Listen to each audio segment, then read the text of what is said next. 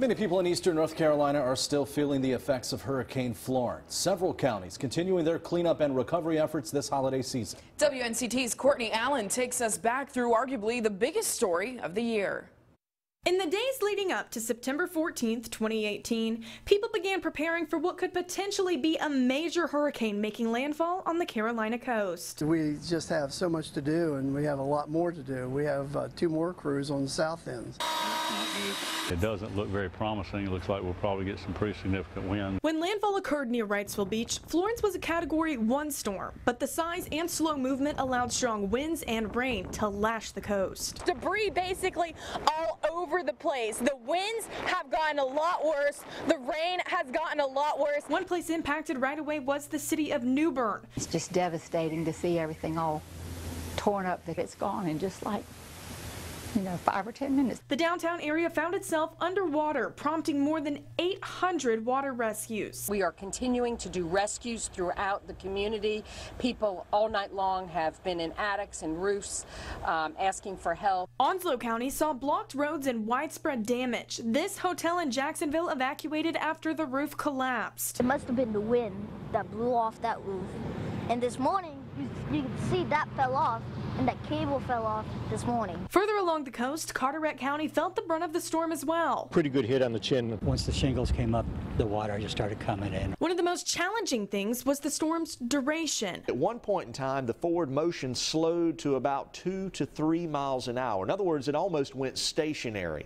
So instead of getting a storm that hit, dumped torrential rain, and then got out of here, we actually wound up with a storm that kept that torrential rain over us for days. This made it tough for first responders to reach those in need and proved difficult for utility crews to repair power to the masses. Our forecasted predictions were 1 to 3 million customers out. We had crews that were en route from the Midwest that had actually been pre-staged. Some remained in the dark for days or weeks at a time.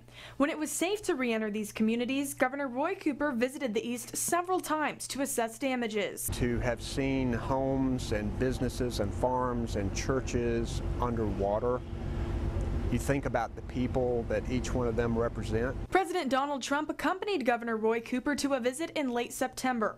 Air Force One landed at Cherry Point in Havelock for a briefing. We're getting all teed up for a lot of money to come down to the area. You're going to need it, and we have it, and we will be supplying it. Then President Trump traveled to New Bern as hundreds of volunteers passed out meals to a long line of those in need. It's kind of good and bad because it lets you know how deep everything really is to get a visit from the president, so it really let us know how serious things are. In the days that followed, cleanup efforts were fierce across the East. We had 41 trucks and 20 municipalities at one point that were here helping with storm debris pickup. People returning to damaged and destroyed homes and businesses, unsure of how to rebuild. A lifetime of work has been washed away. Many turned to FEMA and the Small Business Administration for disaster assistance as recovery centers popped up all over the East. We want to make sure that those that need help get the in-person support that they need. For some, all the assistance they needed was help from their community.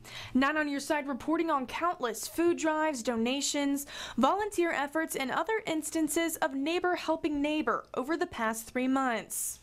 Got a lot of friends and family over, and we're trying to get everything out of the house. Everybody's working together to get it all cleaned up. If we could come out and cook some fresh, hot fish, that would help people know that they're not alone. I get to tell my mom, my dad, I got my own bike, my new one. It's like I'm living a dream. We just went to work to do everything we could do for them. While Florence has had a considerable impact on our viewing area in 2018, it was an event that showed once again how resilient and compassionate the people of eastern North Carolina proved to be. God is good, and take it, one step at a time. Courtney Allen, 9 on Your Side.